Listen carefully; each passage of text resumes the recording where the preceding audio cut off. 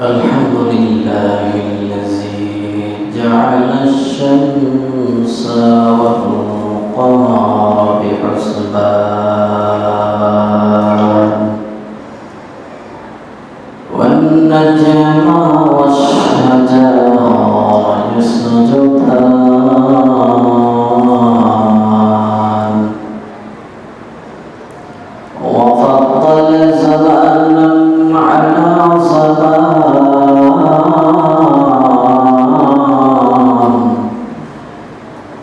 كما فضل مكانا على مكان وإنسانا على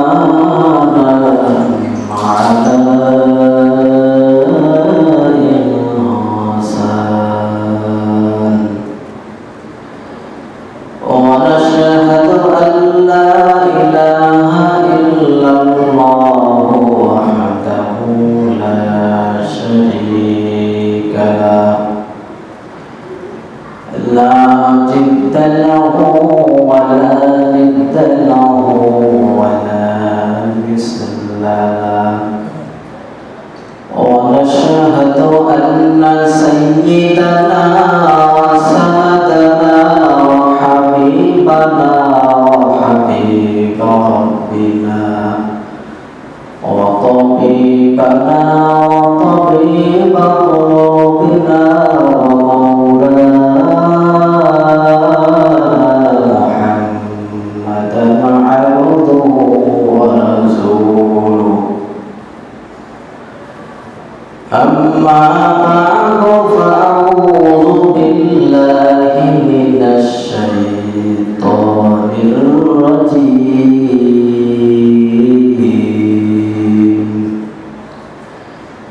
بسم الله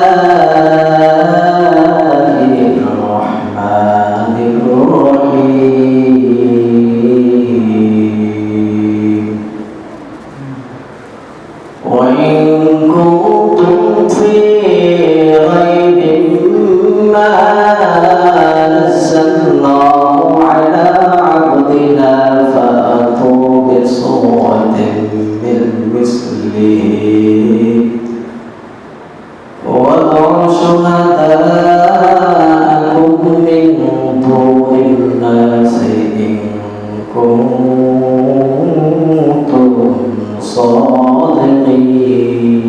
صادقين ولا يتمنونه أبدا بما قدمت أيديهم والله عليم بالظالمين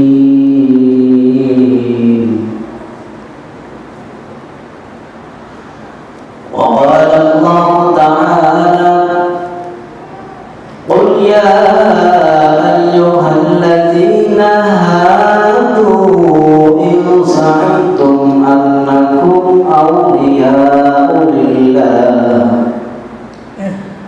أولياء لله من دون الناس فتمنوا الموت إن كنتم صادقين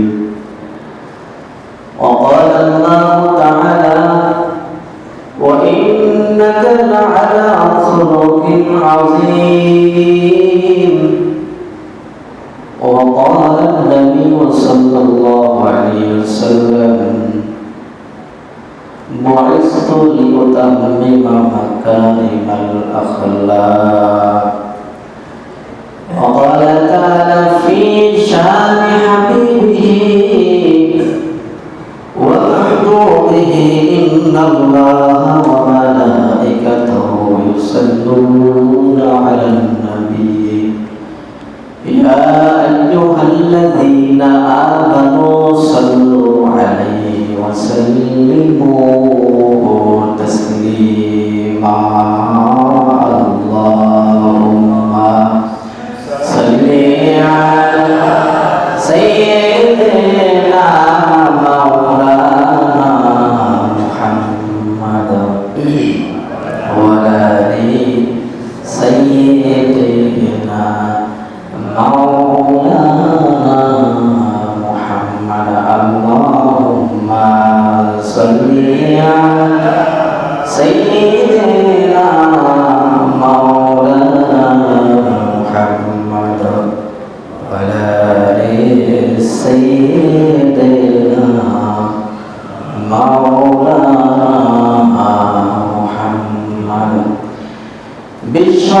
নবীর আগমনে দুনিয়া হলো উজালা, এমন মধুর নামটি তোমরা বলো রে মুমিন নিরালা।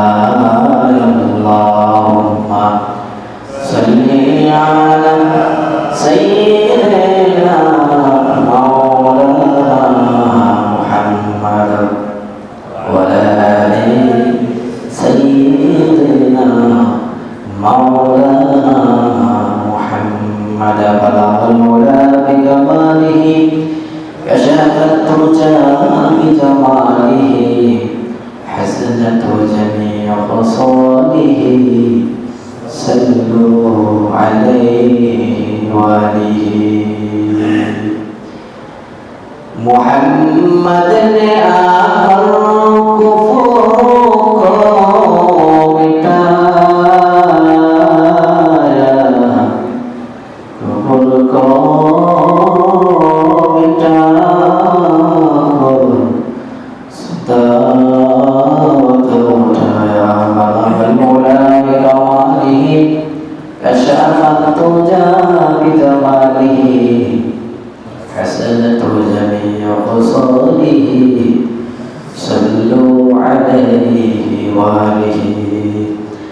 আলহামদুলিল্লাহ, আল্লাহ পাকের দরবারে লাখো কোটি শুকর ও সুজুদ যে আল্লাহ জাল্লা জালালহু আমাদেরকে এই ফিতনা ফাসাদের জামানায় আজকে পবিত্র জুমার দিনে পবিত্র জুমার নামাজ আদায় করার জন্য এখানে আল্লাহ তাআলা আমাদেরকে হাজির করে দিলেন। এজন্য শুকরিয়া আদায় করি আলহামদুলিল্লাহ।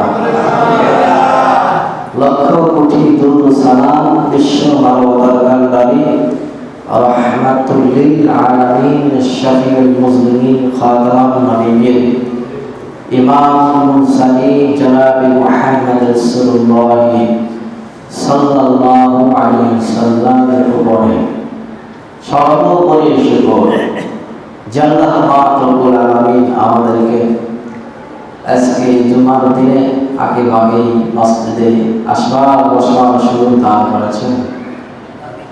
কিয়ামত পর্যন্ত সিজদায় পড়ে থাকলে শুকরিয়া আদায় করা শেষ হবে না।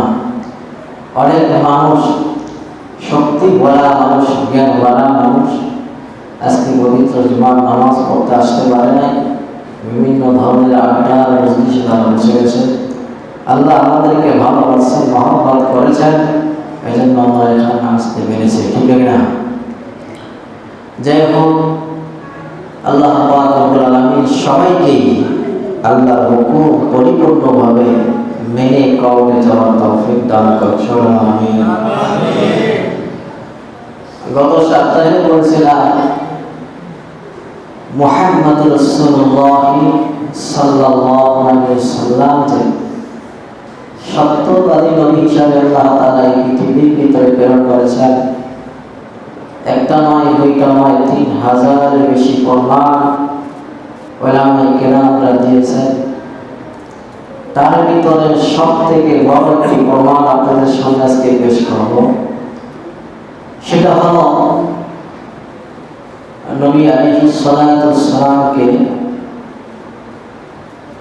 সেই মক্কার মুসলমান, শত্রু, বন্ধু, মুসলিম, অমুসলিম, ঘোর শত্রু যারা ছিল মক্কার ভিতরে,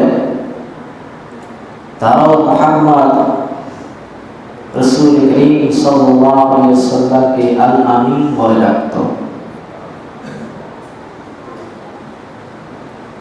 শত্রু আর বন্ধু নয়, সবাই মুসলমান আর অমুসলিম নয়, সবাই মুহাম্মদকে আল আমিন বলে ডাকত। আল আমিন শব্দের অর্থ হলো সবচেয়ে বড় সত্যবাদী। তাহলে সেই যুগে, সেই সময়ে বড় একজন কাফিরদের ভিতরে বড় একজন নেতা ছিল নজর ইবনে হারিস। এই নজর ইবনে হারিস সে মক্কার অন্য অন্য গোত্রের নেতৃবৃন্দ যারা ছিল, বিশিষ্ট ব্যক্তিবর্গ যারা ছিল, তাদেরকে ডেকে বলল, কিরে, মুহাম্মাদের পুরো জীবনটাই তো আমাদের ভিতরে কেটেছে। মুহাম্মাদকে আমরা সবাই আল আমিন বলে ডেকে আসছি, কিন্তু এখন মুহাম্মাদের যখন চুল পেকে গেছে, মুহাম্মদ এখন নবুয়ত পাওয়ার দাবি করেছে, আল্লাহ পাক রব্বুল আলামিনের পক্ষ থেকে বাণী প্রাপ্ত হওয়ার দাবি করেছে। এখন তো মুহাম্মদকে মিথ্যাবাদী বলা যাবে না। মিথ্যা বলার সেই সময় তো কি অতিবাহিত হয়ে গেছে, মিথ্যা বলার সময় অতিবাহিত হয়ে গেছে। এখন সে একজন পরীক্ষিত সত্যবাদী নবী, তাহলে তাকে তো এখন মিথ্যাবাদী বলতে পারা যায় না, বলতে পারবো না। অন্ধকার একটু বিকাল একটু বাতিটা জ্বালানো হয়েছে। আপনাদের চেহারা না দেখলে ভালো লাগে না। আপনারা আমার চেহারা দেখবেন, আপনাদের চেহারা আমি দেখবো, এই জন্য অল্প সময়, এরপর চলে যাবে। তাহলে মুহাম্মদ সাল্লাল্লাহু আলাইহি ওয়াসাল্লাম সত্যবাদী নবী, কারণ হলো তার পুরো জীবনটাই আমাদের ভিতরে কেটেছে, তার দোষ ত্রুটি আমরা কোনোদিন খুঁজে পাই নাই। আর পাবেই বা কিভাবে? নবী আলাইহিস সালামের পুরো জীবনটাই ছিল নির্ভেজাল, নির্দোষ, পবিত্র, নির্ভুল মনের মানুষ ছিল কে? মুহাম্মদ রাসূলুল্লাহ সাল্লাল্লাহু আলাইহি ওয়াসাল্লাম। এখন ভেবে দেখো, তোমরা যে মিথ্যাবাদী বলবা, মিথ্যা বলবা কিভাবে? একটু চিন্তা করে দেখো। মিথ্যা বলা বয়স কি পার হয়ে গেছে? এখন তাকে মিথ্যা বলা যায় না। তাহলে দেখেন, সেই যুগের বড় বড় গরু শত্রুরা, বন্ধুরা, মুসলিম অমুসলিম সবাই নবীকে কি আল আমিন বলে ডাকতো, এবং সবাই জানতো কি নবী একজন সত্যবাদী মানুষ, সত্যবাদী নবী। এরপরও তারা কি করে নাই? নবীর কথা শোনে নাই, নবীকে তারা মানে নাই। সেই যুগের একটি ঘটনা আপনাদের কাছে বললে আপনারা বুঝতে পারবেন। সেই যুগে হজের মৌসুমের আগে মক্কার ভিতরে সব থেকে প্রবীণ নেতা ওলীদ ইবনে মুগীরা, তারা পরামর্শে বসে গেল, সবাই নেতা যারা আছে সবাই একসাথে বসলো, যেই এখন তো হজের মৌসুম চলে আসছে, দেশ বিদেশ থেকে মানুষ দলে দলে ছুটে চলে আসবে হজ করার জন্য। আর মুহাম্মদ তার ধর্মের কথা কি প্রচার করে দেবে, আর মুহাম্মদের ধর্ম দেশ বিদেশে ছড়িয়ে যাবে। এখন এটা ঠেকানো যায় কিভাবে?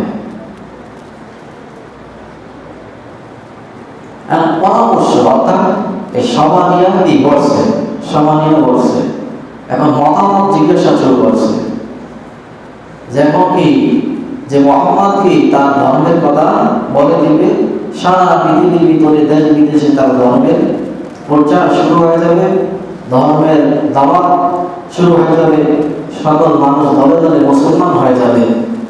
এখন এটা ঠেকানো যায় কিভাবে? একজনের সবার কাছে মতামত জিজ্ঞাসা করলো যে তুই কেন কি বলো, মুহাম্মদের ধর্ম থেকে প্রচার হয়ে যাবে, কিভাবে ঠেকানো যায়? একজনে তাদের ভিতর থেকে একজন দাঁড়িয়ে বলল যে আমরা বলে দিব যে মুহাম্মদ একজন পাগল, মুহাম্মদ একজন পাগল এই যুক্তি পেশ করলো। কারণ হলো সে আবল তাবল কথা বলে, বকে বকে চলছে, তার কথার ভিতরে কোনো কি নাই, আগা গোলা নাই, তার ঠিক নাই, কি বলে না কি বলে। এখন ওলিদ ইবনে মুগিরা উনি তো পূর্বীর একজন কি বড় নেতা, তিনি চিন্তা করলো যে না, মুহাম্মাদের কথা আর পাগলের কথা এরা তো এক হতে পারে না। মুহাম্মাদের কথাই হবে একরকম আর পাগলের কথাই হবে একরকম, আর মক্কার মানুষরা তারা বুঝতে পারবে যে এটা মুহাম্মাদের কথা আর এটা পাগলের কথা, তাহলে তারা কি এরা পার্থক্য করতে পারবে। পরবর্তীতে তোমাদেরকে তারা মিথ্যা সাব্যস্ত করবে আর বেশি বেশি করে দলে দলে মুসলমান হয়ে যাবে। এটা এই যুক্তি চলবে না, বাদ দাও, এই যুক্তি চলবে না। কে বলে? ওলিদ ইবনে মুগিরা বলে এই যুক্তি চলবে না, এটা বললে আমরাই কি শেষে মিথ্যা সাব্যস্ত হয়ে যাব। এরপরে আরেকজন দাঁড়াইল, আরেকজন দাঁড়াই বলে যে আমরা বলে দেব কি মুহাম্মদ একজন কবি, মুহাম্মদ একজন কবি, সে সুন্দর ভাষা জানে। কি জানে? সুন্দর ভাষা জানে, তার ভাষা দিয়ে মানুষদেরকে আকৃষ্ট করে ফেলে। এখন ওলিদ ইবনে মুগিরা সে বলতেছে না, আরব দেশের মানুষ অধিকাংশ মানুষের কবিতা সম্পর্কে ধারণা আছে, কোনটা কবিতা আর কোনটা নসিহত, কোনটা মুহাম্মাদের কথা কবিতা না নসিহতের কথা, এটা তারা নির্ণয় করে ফেলতে পারবে। তাহলে এটাও কি বলা যাবে না, এটাও বাদ, এই যুক্তি চলবে না। এরপরে আরেকজন মধ্যখান থেকে দাঁড়িয়ে বলল যে আমরা বলে দেব যে মুহাম্মদ একজন কি জাদুকর। নাউযুবিল্লাহ, মুহাম্মদ জাদুকর। এখন ওলিদ ইবনে মুগিরা বলতেছে এই বেটা, জাদু তো আমরাও কম বেশি জানি, আরবদের মানুষের কিন্তু অধিকাংশ জাদু জানে, জানে না অধিকাংশ মানুষ। এখন সে বলতেছে তুই যে মুহাম্মদ যে জাদুকর এটা বলে দিবি, জাদু তো আমরাও জানি, কম বেশি আমরাও জানি, তাহলে জাদুর ভিতরে তো কোনো আদর্শের কথা থাকে না, থাকে জাদুর ভিতরে কিছু শব্দ মন্ত্র বলিয়া কি করে জাদুর করা হয়। তাহলে মুহাম্মদের যে আদর্শের কথা এটা আর জাদুর কি এক হয় না, এটাও কি চলবে না, এটাও বাধ্য, তোমার এই যুক্তি বাধ্য। এখন এই মতামত পেশ করার পরে দেখতেছে যে না, মুহাম্মদকে কি মিথ্যা সাব্যস্ত করা যায় না, কোনো মত না। কারণ তারা তো আগে থেকেই আলোচনা করে আসছে যে মুহাম্মদের পুরো জীবনটাই কি আমাদের ভিতরে অতিবাহিত হয়েছে, আমরা মুহাম্মদকে কোনোদিন কি দোষ ত্রুটি দেখি নাই। তাহলে এখন আমরা মুহাম্মদকে কিভাবে মিথ্যা সাব্যস্ত করব? কোন যুক্তি তারা কি পেশ করে পারল না। আরে মুহাম্মদ তো 40 বছর জিন্দেগি, অর্থাৎ নবুয়ত দাবি হওয়ার পরে সত্যবাদী না। মুহাম্মদ পুরা তার জীবনে কোনদিন একটা মিথ্যা কথা বলে নাই। পৃথিবীর ভিতরে এমন কোন মানুষ পাবে, মাটি খুঁজে খুঁজে তন্ন করে তালাশ করে দেখেন একজনও মিথ্যাবাদী ছাড়া আছে কিনা। কবরের মাটি খুঁজে দেখেন, পৃথিবীর সকল জায়গাগুলো সকল মানুষকে তালাশ করে দেখেন, তন্ন করে খুঁজে বের করেন যে একজনও কি মিথ্যাবাদী ছাড়া আছে কিনা। আছে? মুহাম্মদ তো 40 বছরেই কি সে মিথ্যা বলে না, তার পুরো জীবনের ভিতরে কোন একটা মিথ্যা আসর নাই।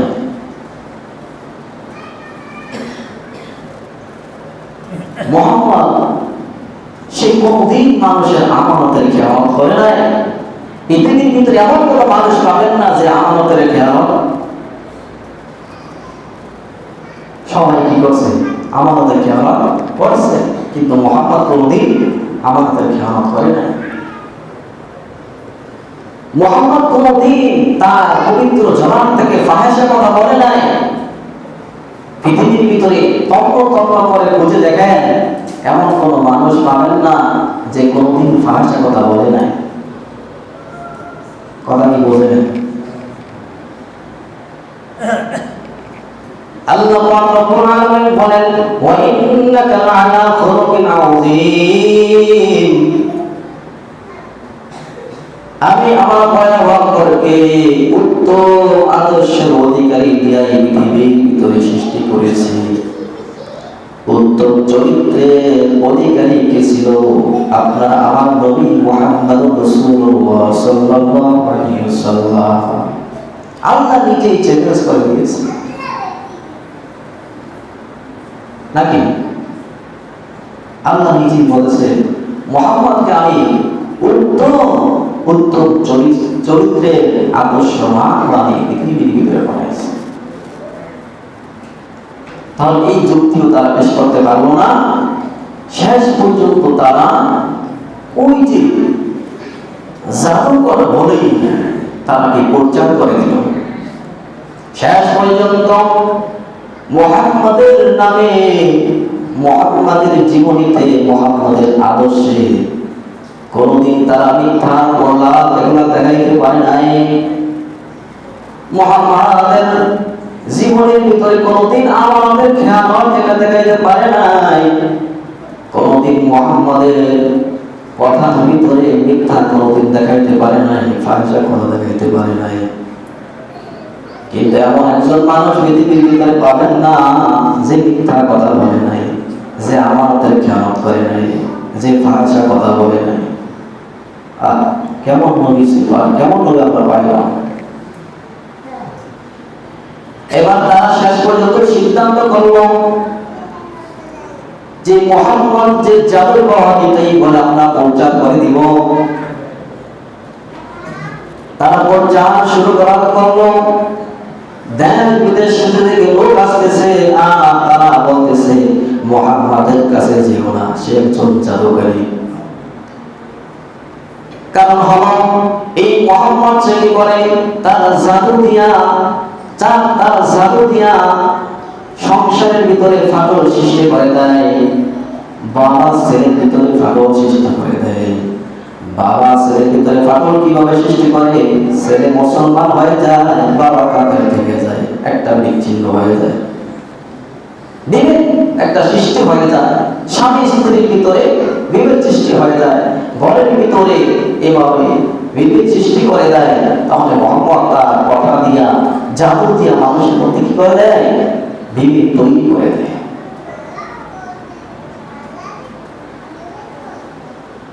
আসলে মুহাম্মদের কথার ভিতরে তার জাদু নয়, মুহাম্মদকে আল্লাহ পাক রব্বুল আলামিন উত্তম চরিত্রবান বানাইয়া দুনিয়ার ভিতরে পাঠাইছেন। যতই চেষ্টা করলো কিন্তু কেউ তাকে মিথ্যা সাব্যস্ত করতে পারলো না। আর কোনদিন তারা পারবে না। পারবে না। তাহলে তারা জানতো। এখন দেখেন, তারা জানার পরও তারা কেন মানল না? এই সবার ভিতর থেকে একজন লোক দাঁড়ায় বলতেছে ওলিদ ইবনে মুগীরাকে, স্যার আমার একটা কথা। কি কথা?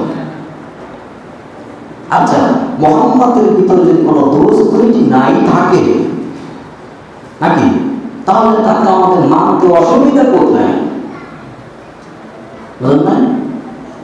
মুহাম্মদের ভিতরে যদি কোনো দোষ ত্রুটি নাই পাওয়া যায়, তাহলে তাকে আমাদের মানতে অসুবিধাটা কোথায়? একজন দাঁড়ায় প্রশ্ন করলো, কাকে? ওলিদ ইবনে মুগীরাকে। এবার ওলিদ ইবনে মুগীরা বলতেছে মুহাম্মাদের কোনো দোষ নাই। এই তোমরা কি জানো না আমরা হইলাম আব্দে মানব গোত্রের লোক, আর মুহাম্মদ হইল কি বনি হাশেমের লোক।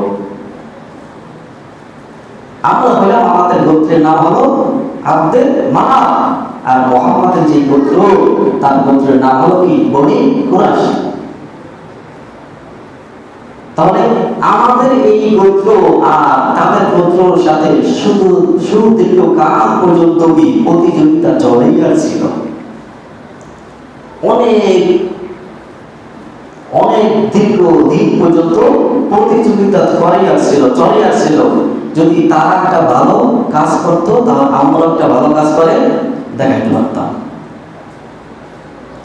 যদি তারা একটা ভালো কাজ করতে পারতো তাহলে আমরা কি করতাম, পাল্টা আবার একটা ভালো কাজ করে দেখাইতে পারতাম।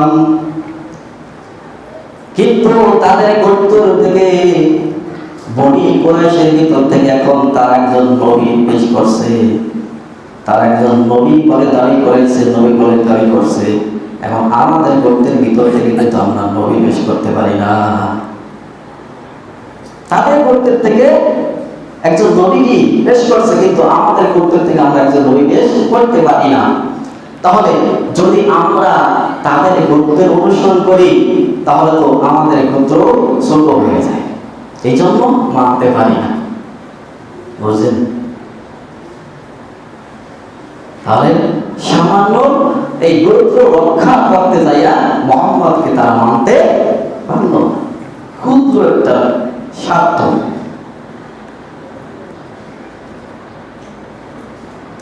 আসলে দেখেন, তারা যে মুহাম্মদ সাল্লাল্লাহু আলাইহি ওয়াসাল্লাম যে সত্যবাদী নবী তারা ভালো করে জানতো। নবী আলাইহিস সালাতু ওয়াসসালাম নবুয়তের দাবি করেছেন এটাও তারা জানতো। আর পয়গম্বর আলাইহিস সালাতু ওয়াসসালাম যে আল্লাহ পাক রব্বুল আলামিনের পক্ষ থেকে বাণী প্রাপ্ত হয়েছে এটার দাবি করেছে, এটাও তারা বিশ্বাস করত। কত না মুহাম্মদ সাল্লাল্লাহু আলাইহি ওয়াসাল্লাম আল্লাহ তাআলার পক্ষ থেকে যে কিতাব পেয়েছেন সেই কিতাব হলো কি আল কুরআন। এই কোরআন যে সত্য এটাও তারা জানতো। কোরআন দিলে মুসলিম সেই যুগের ভিতরে একজন বড় নেতা ছিল আবু সুফিয়ান। এই আবু সুফিয়ান পরবর্তীতে মুসলমান হয়েছিল। আর একজন ছিল আবু জেহেল, আর একজন ছিল আখনাস ইবনে শুরাইক। এই তিন নেতার কাজ কি ছিল দেখেন, এরা কিন্তু বড় নেতা ছিল। এই তিন নেতার কাজ হলো এরা কি করত, মুহাম্মদ রাসূলুল্লাহ সাল্লাল্লাহু আলাইহি ওয়াসাল্লাম রাতে উঠে তাহাজ্জুদ নামাজের ভিতরে কোরআনুল কারীম তেলাওয়াত করতেন। আর এই তিন নেতা গোপনে যে মুহাম্মদ রাসূলুল্লাহ সাল্লাল্লাহু আলাইহি ওয়াসাল্লাম সেই কোরআনের তেলাওয়াত গুলো শোনা শুরু করে দিত। সুবহানাল্লাহ।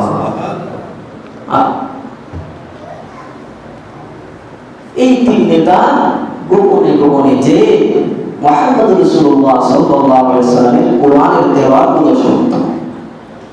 কেমন আকর্ষণ ছিল মুহাম্মদের তেলাওয়াতের ভিতরে, কেমন জাদু ছিল, কেমন মধু ছিল। মুহাম্মদ যখন কোরআন তেলাওয়াত করত তখন তারা আর ঘরে বসে থাকতে পারত না, তারা শোনার জন্য কি গোপনে গোপনে চলে যেত। এভাবে রাত্রে কোরআন শ্রবণ করার জন্য চলে গেল। মুহাম্মদের কণ্ঠে কোরআনে কারীমের তেলাওয়াত শুনতে শুনতে সকাল হয়ে গেল। তিনজন নেতা এবার সকালবেলা তাদের মুখোমুখি দেখা হয়ে গেল। একজন বলতেছে, কিরে তুই এখানে আসছো কেন? একজন বলে, কি তোর এখানে কি? সে বলতেছে যে আমি আছি পরীক্ষা করার জন্য। এখানে কি কে আসছে বুঝেন না? এখানে কে কে আসছো এটা পরীক্ষা করার জন্য, দেখার জন্য আমি আসছি। তুমি আসছো কেন? অপরজনে বলতেছে আমিও কে কে আসছো এটা পরীক্ষা করার জন্য আসছি। আসলে কিন্তু তারা এই পরীক্ষার জন্য আসে নাই। আল্লাহর পয়গম্বরের পবিত্র জবান দিয়ে যখন কোরআনে কারীম তেলাওয়াত করত তারা কিন্তু ঘরের ভিতরে বসে থাকতে পারতো না। মুগ্ধকর হয়ে তারা ছোটাছুটি করে দৌড়াই এসে মুহাম্মদের কোরআনে কারীম তেলাওয়াত শুরু করা শুরু করে দিত। সুবহানাল্লাহ। আসলে তারা নিজের অমান্ত যে আসলে এটা দুনিয়ার কোনো মানুষের রচিত নয়, এটা কোনো মানুষের কি রচিত কোনো গ্রন্থ নয়, এটা স্বয়ং আল্লাহর পক্ষ থেকে লাগে একটা বাণী। তারা এটাও কি বিশ্বাস করত। তাহলে তাদের ভিতর থেকে একজন আবু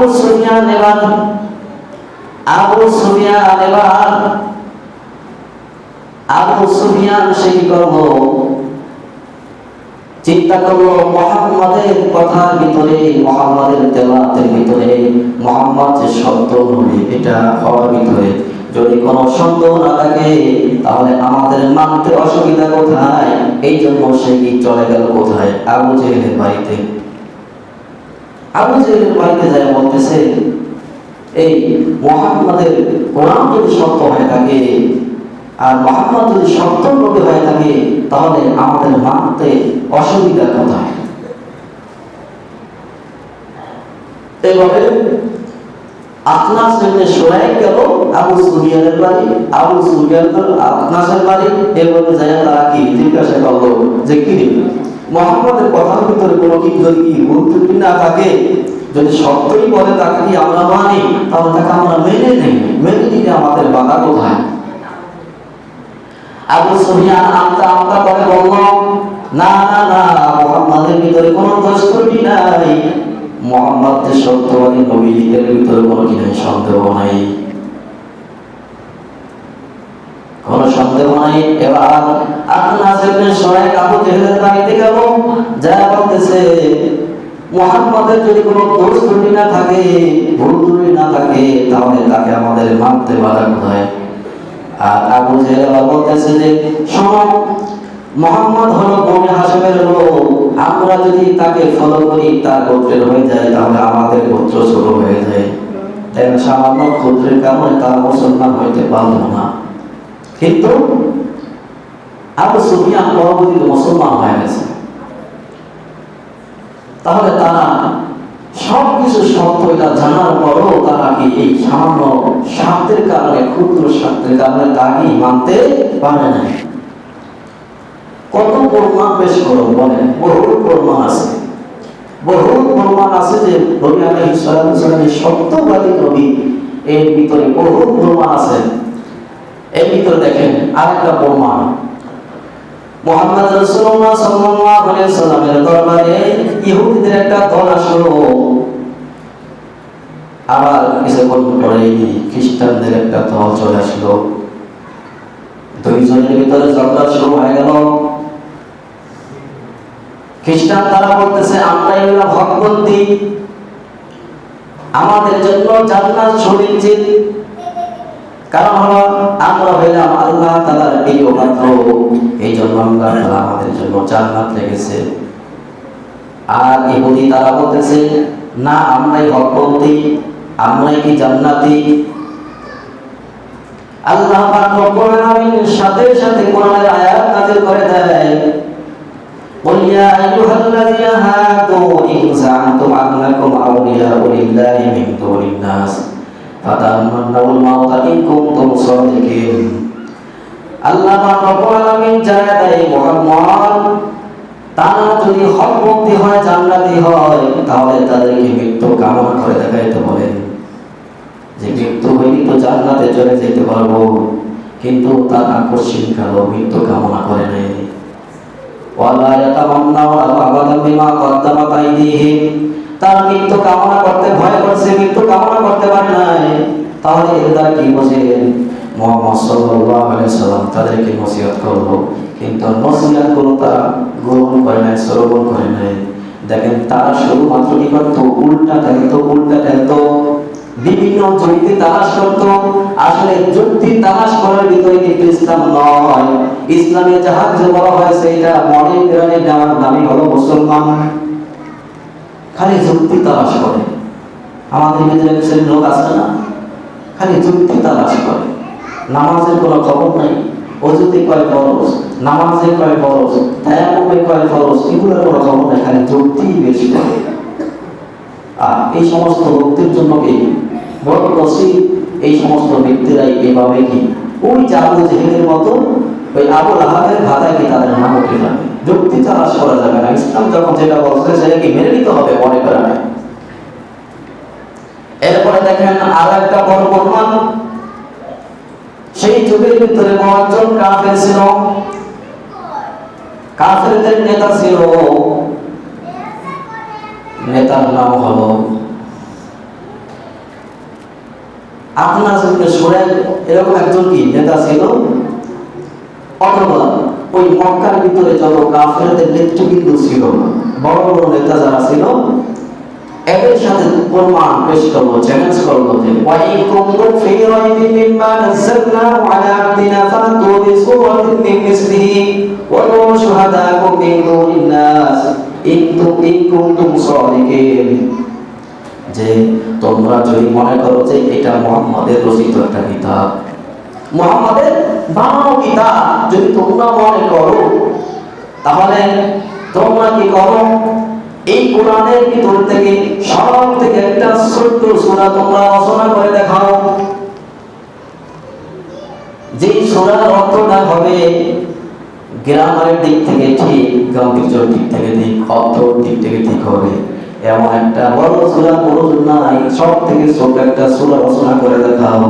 কিন্তু যদি তোমরা একা একা না পারো, তাহলে মক্কার ভিতরে যত ধরনের জ্ঞানী গুণী নেতা আছে তাদের সবাইকে একত্রিত করো, এরপরে একটা ছোট্ট সূরা রচনা করে দেখাও যেটা কোরআনের সূরার মতো হবে।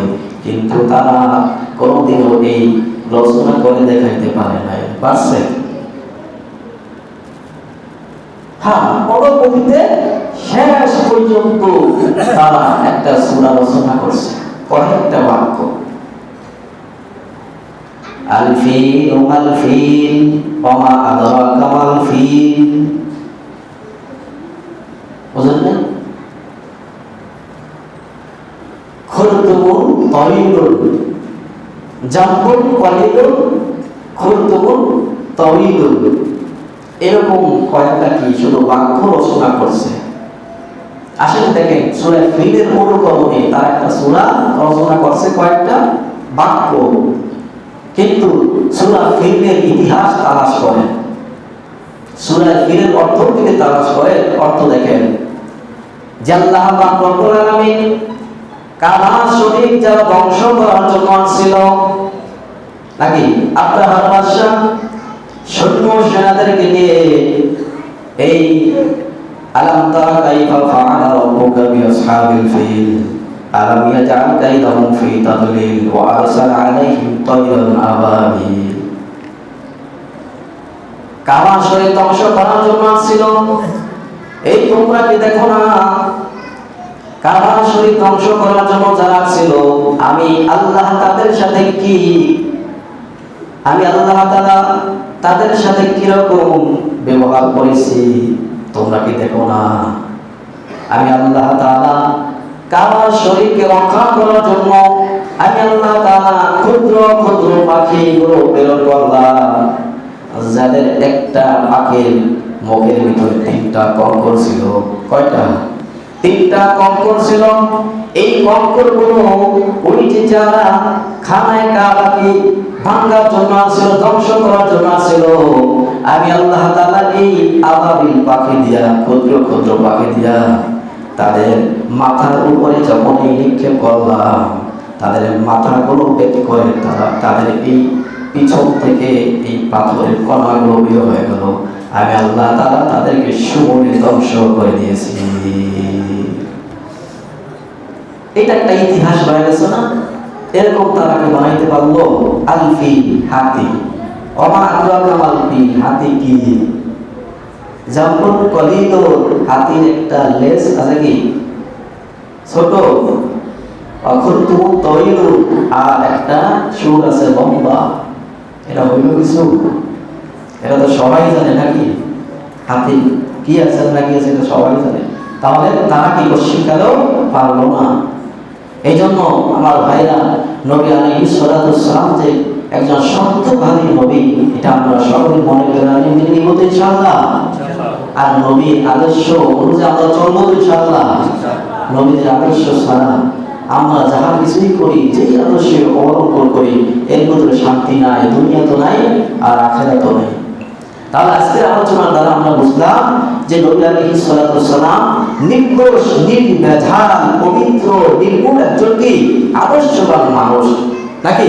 আমরা সবাই তো জানি না, কিন্তু এই নবীকে যদি পৃথিবীর ভিতরে কোনো কাফের বেঈমান নাস্তিকরা যদি আমার নবীজির আদর্শ নিয়ে যদি অবমাননা করে, তাহলে এর বিপক্ষে আমাদের প্রত্যেকটা মুসলমানের দায়িত্ব কি?